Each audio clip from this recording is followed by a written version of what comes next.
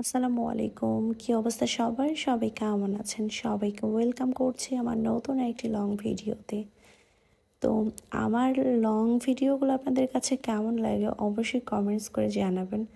আর আমি জানি আমার শর্ট যে ভিডিওগুলো রিলসগুলো সেগুলো বেশি ভালো লাগে, কারণ হচ্ছে এটা প্রতিটা মানুষের কাছেই ভালো লাগে। ইনফ্যাক্ট অন্য ব্লগারদের যে রিলসগুলো সেগুলো আমার কাছে ভালো লাগে। আসলে ধৈর্য ধরে এত কথা শোনা এত আসলে সবাই পারে না।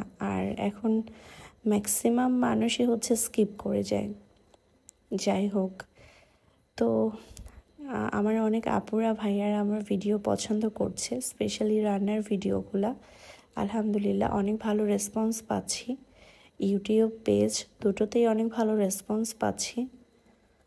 তো ইনশাআল্লাহ আপনাদের ভালোবাসা যদি এইভাবে পেতে থাকি সামনে হয়তো ভালো কিছু হবে। আর আপনাদের ভালোবাসার জন্যই এত দূর এসেছি। আসলে যতটুকু এসেছি ততটুকু আমার কাছে অনেক দূর মনে হয়, আলহামদুলিল্লাহ। আর হয়তো আপনাদের ভালোবাসা যদি এইভাবে পেতে থাকি বেশি দিন লাগবে না যে আমার জন্য অনেক বেশি কিছু পাওয়ার।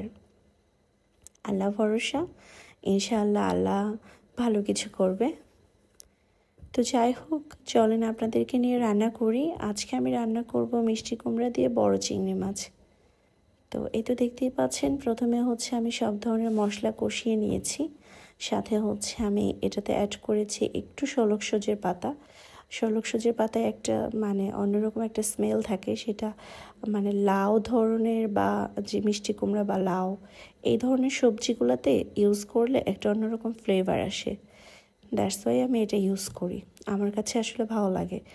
তবে এই পাতাটা শীতকালীন সময়ে হচ্ছে বেশি ভালো লাগে, আর ফ্লেভারটাও ওই সময়টাতেই বেশি ভালো লাগে। তো এখন তো প্রায় শীতের শেষের দিকে, গরম চলেই আসছে বলা যায়। তো যাই হোক, চলেন আপনাদেরকে নিয়ে রান্না করি। তো এখানে হচ্ছে আমি অনেক বড় সাইজের 5টা চিংড়ি মাছ নিয়েছি। আর এখানে হচ্ছে লাউ কেটে নিয়েছি, মিষ্টি কুমড়া। অনেকে এটাকে লাউ বলে, অনেকেই এটাকে হচ্ছে কী বলে আমি জানি না। যাই হোক, আমি এটাকে মিষ্টি কুমড়াই বলি। আমাদের যে এলাকাতে এটা মিষ্টি কুমড়া হিসেবেই পরিচিত। আমার মা আপুরা এটাই এই নামটাই বলে। আর এই রেসিপিটা আমার মায়ের হাতেরও অনেক বেশি মজা হয়, আমার আপুদের হাতেরও অনেক বেশি মজা হয়। আর আমি আজকে যে স্টাইলে রান্না করছি সেটা আমার মা আর আপুর স্টাইলে রান্না করছি, তাদের রেসিপি ফলো করছি। আমি অলওয়েজ তাদের রেসিপি ফলো করেই রান্না করি।